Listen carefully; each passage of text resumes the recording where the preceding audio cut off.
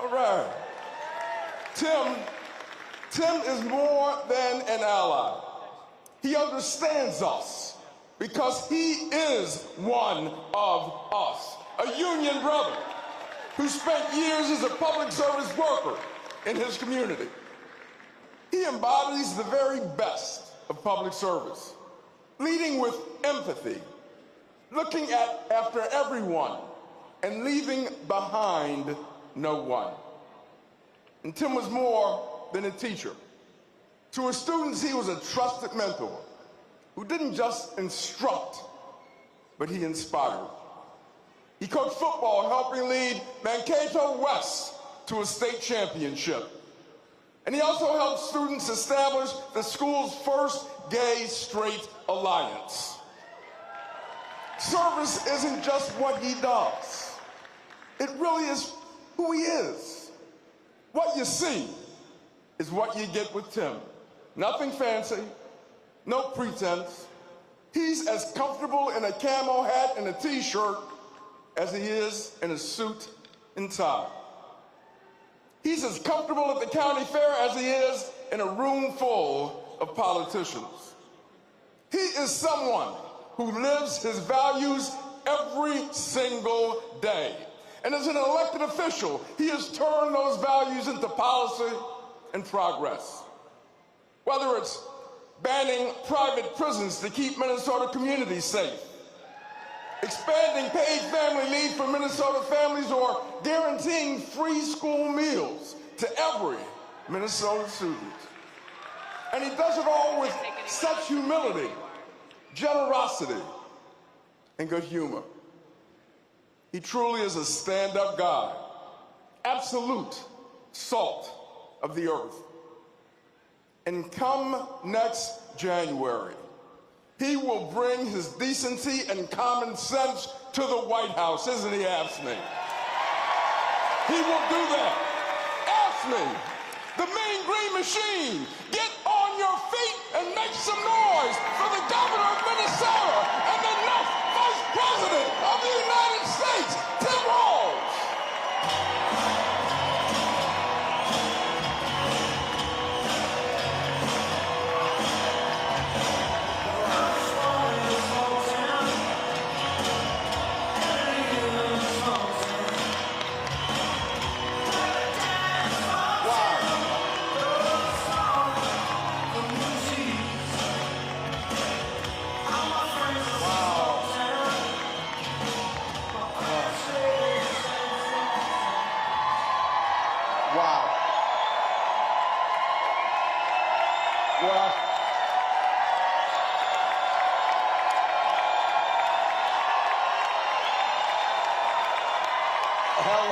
Hello, Los Angeles.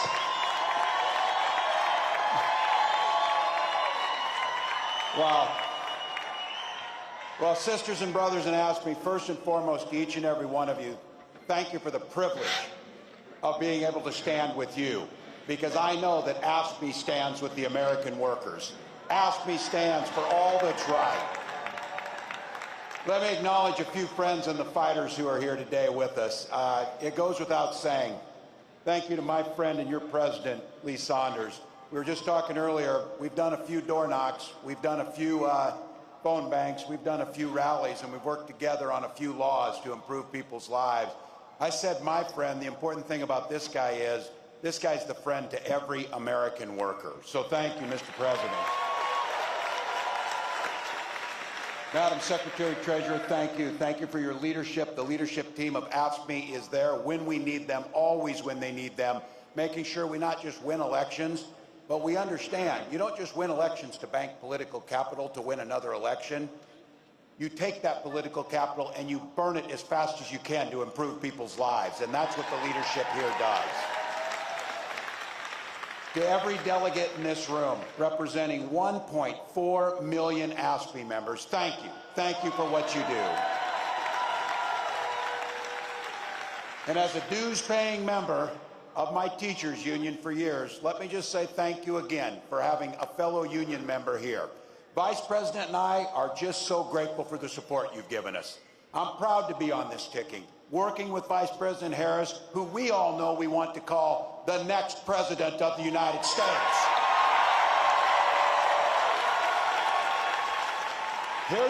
Here's a little fact that they just told me. By the way, my week has been very interesting since last Tuesday, as you might guess.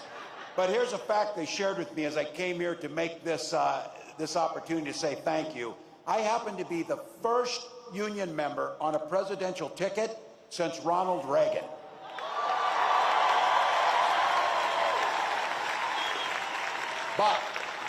But rest assured, I won't lose my way.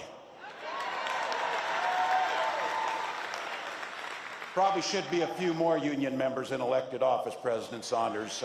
We might want to work at that. I think I'm looking at some. So you heard the story. You knew Vice President Harris grew up in a middle-class family, picked up shifts at that McDonald's as a student. I keep asking this to make a contrast here. Can you simply picture Donald Trump working at a McDonald's trying to make a McFlurry or something? Oh, yeah, he knows us. He couldn't run that damn McFlurry machine if it cost him anything, so. But Vice President Harris took that work ethic, goes to work every single day to make sure families don't just get by, but they get ahead. She stood on the side of the American workers, and she stood up to the billionaires and fought corporate greed. She led this administration's work to eliminate the barriers to organizing. And let's not forget, she cast the tie-breaking vote on the American Rescue Plan to keep public service workers on the job during the pandemic.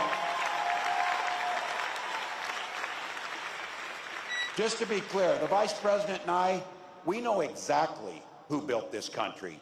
It was nurses, it was teachers, and it was state and local government employees that built this nation. People in this room built the middle class. And it's not just a saying, it's a fact. When unions are strong, America's strong.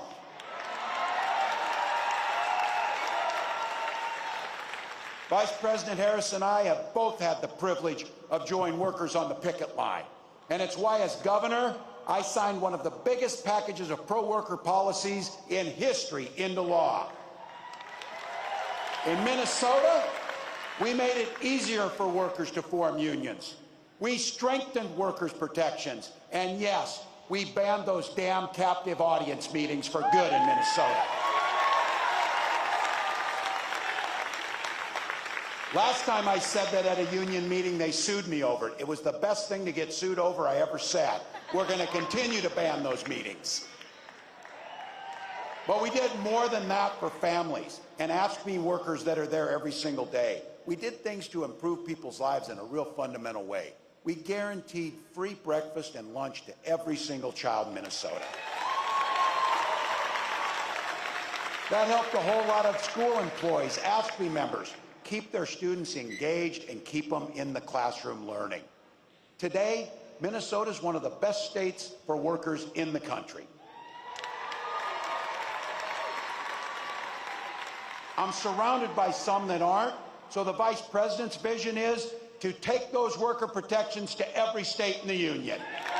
Every state in the union. I keep saying this, I know you know it, but I think it keeps us focused.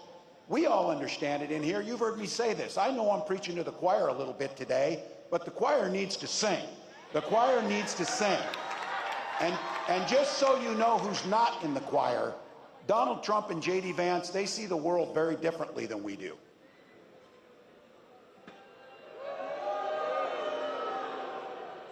The only thing those two guys knows about working people is how to work to take advantage of them. That's what they know about it.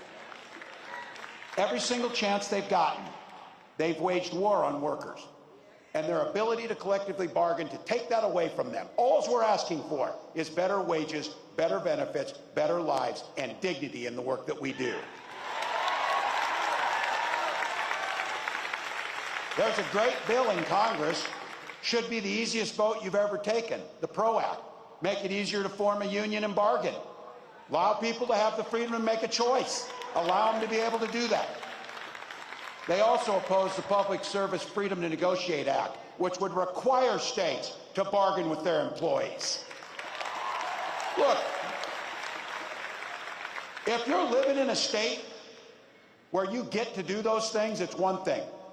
But our family and our neighbors and our fellow Americans are living in states where they don't have that. So when it comes to these so-called right-to-work laws that deprive us of the right to be able to form unions, fund what we need, Trump has said he supports right to work 100%. I saw our friend Sean Fain at the UAW had a name for that. He called him a scab, just to be clear. That's not name calling, it's an observation and fact, just to be clear. So, you know, you can tell a lot about people in their personal lives. He spent a decade stiffing service workers from dishwashers, waiters, and carpenters on his own properties to enrich himself. As president, he cut overtime benefits for millions of workers, and he opposed any effort to raise the minimum wage. That's all you need to know. You don't have to ask twice. We know who they are. A guy who goes to Mar-a-Lago, and this is a direct quote, he sits there and tells his friends, "You're rich as hell and we're going to cut your taxes." I believe him when he says that. But he also turns around and tells workers their wages are too high. I keep bringing this up. Who do you know who's asking to cut taxes on billionaires while stiffing working people? I don't know anybody. And I'll tell you what, I think there's a lot of people think that they're on his side or voting for him, that when you put it to them like that, they start thinking things differently. This is where we need to talk to our neighbors. We need to engage. And I'll tell you, his running mate, I don't know if that was a value add to this campaign or not, but he's one of 4 senators, 4, that has never cast a vote on a pro-worker bill in his life. Not once. A stop clock's right twice a day. This guy can't get it right once. Not once for workers. And by the way, these guys are even attacking me for my record of service. And I just want to say, I'm proud to serve my country, and I always will be.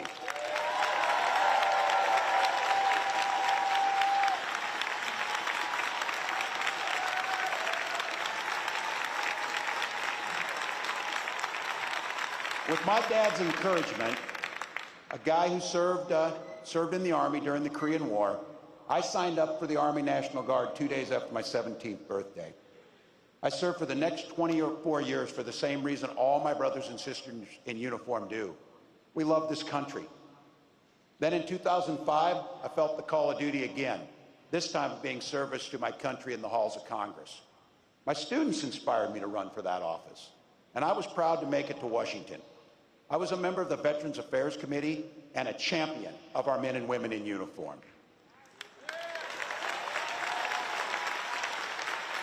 I'm going to say it again as clearly as I can. I am damn proud of my service to this country.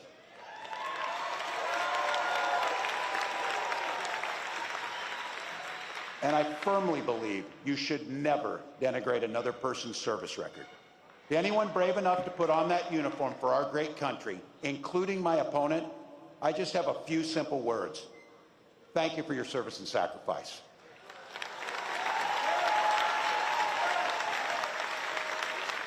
But look, it's not what they've done that we should be concerned with here today. It's what they're going to do. One of the clear goals of that Project 2025 to-do list is to put the screws to working people, making it harder for us to collectively bargain, allowing employers to drastically cut overtime or even eliminate it. And make no mistake about this, Donald Trump and J.D. Vance want to eliminate AFSCME and all public sector unions altogether.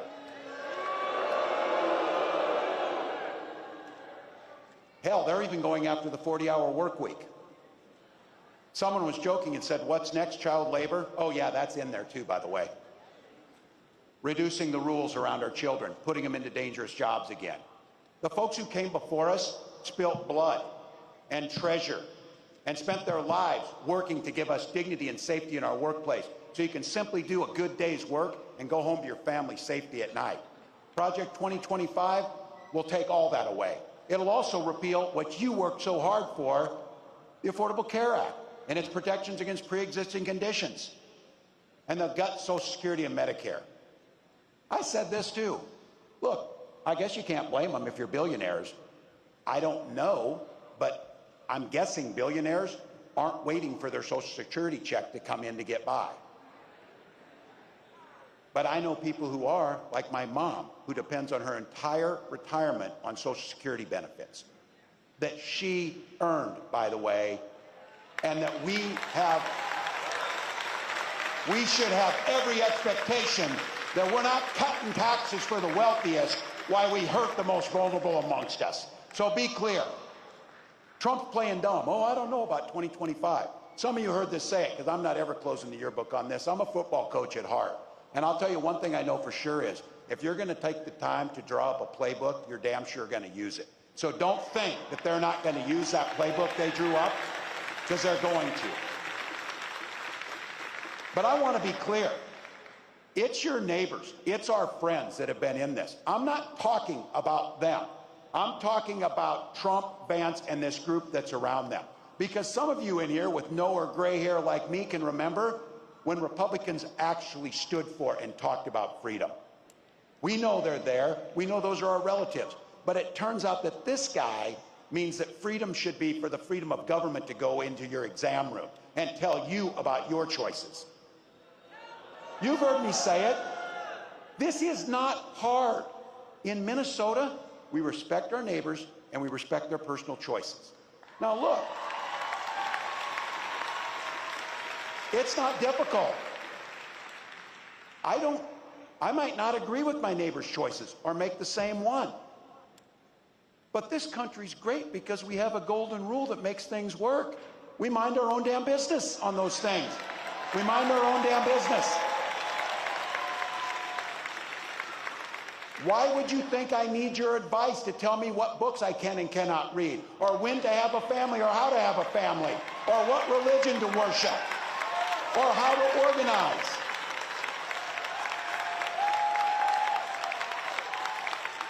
You stay in your lane and I'll stay in mine. That's not that difficult.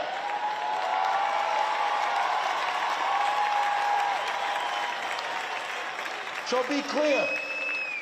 You watch our next president as she comes out on stage, and she comes out to a song about freedom. When she's talking about freedom, she means you're free to make your own health care decisions. You don't need us. You don't need us. And as a school teacher, I'll tell you what. Children should be free to go to school without worrying about being shot dead in their classrooms.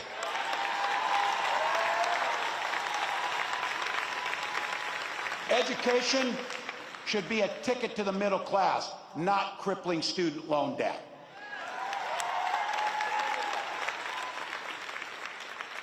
Here's the thing. We don't have that long to go here, but think about the future that we can create.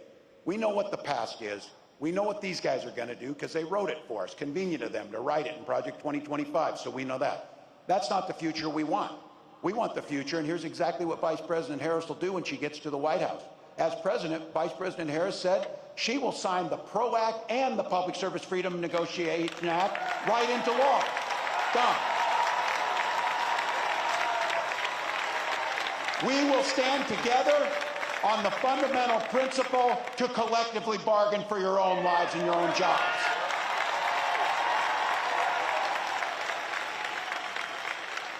And we believe in fairness. That's what we believe in. That's why corporations can start paying their fair share, and that's how it works. At the same time, what we did in Minnesota is lower taxes for the working folks, and we have the fairest tax system in the country, and things work out pretty well.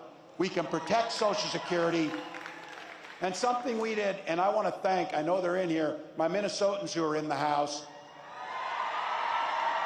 It was asked me to put into place the most generous paid family and medical leave in the country in Minnesota.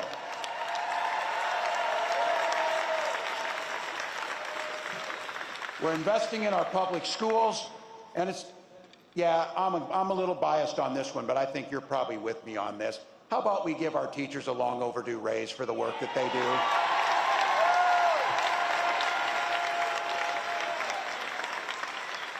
All right, I know you've heard these speeches, big order, optimistic or whatever. But I got to tell you, I will cop to being an eternal optimist. That's me. But I come by it honestly. I supervised the damn high school lunchroom for 20 years. You do not survive that job without being an optimist, I will guarantee you. And I also think you've heard me say this. Hope is the most powerful word in the English language. It was so powerful for when my wife and I first had our first child, we named our daughter Hope. But my wife often reminds me, hope is a great word and a beautiful name, but it's not a damn plan. We can't hope that we defeat Donald Trump. We can't hope that we can collectively bargain. We can't hope we protect Social Security. We can't hope that we address climate change. You don't hope to win. You plan, prepare, and work to win.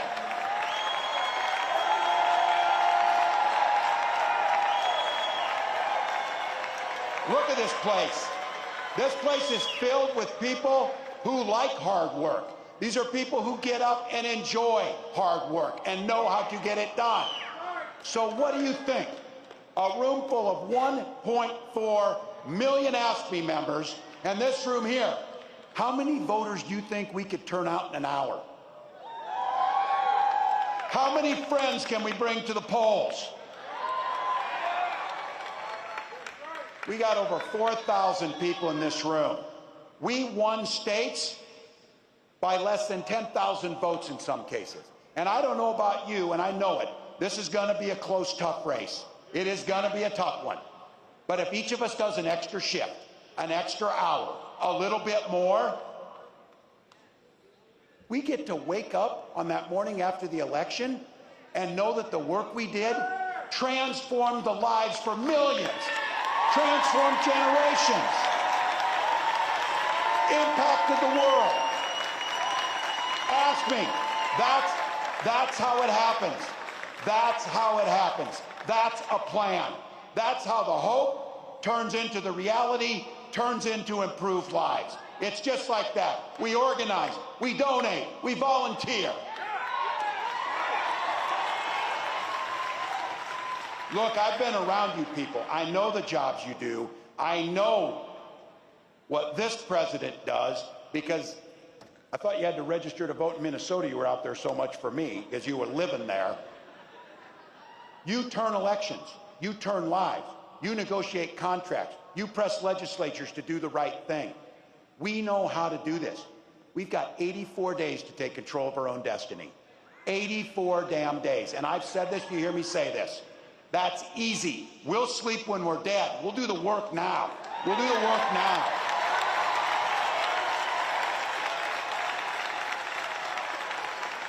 And you do it for the most beautiful and selfless reason, because you believe in the very soul of your being that you believe in the promise of what America can be. You believe we can all enter the middle class. You believe we can all have dignity. You believe we can all thrive. But you know what? We got to fight. Because as the next president of the United States says to me often, when we fight, we win. When we fight, we win. When we fight, we win. Thank you, AFSCME.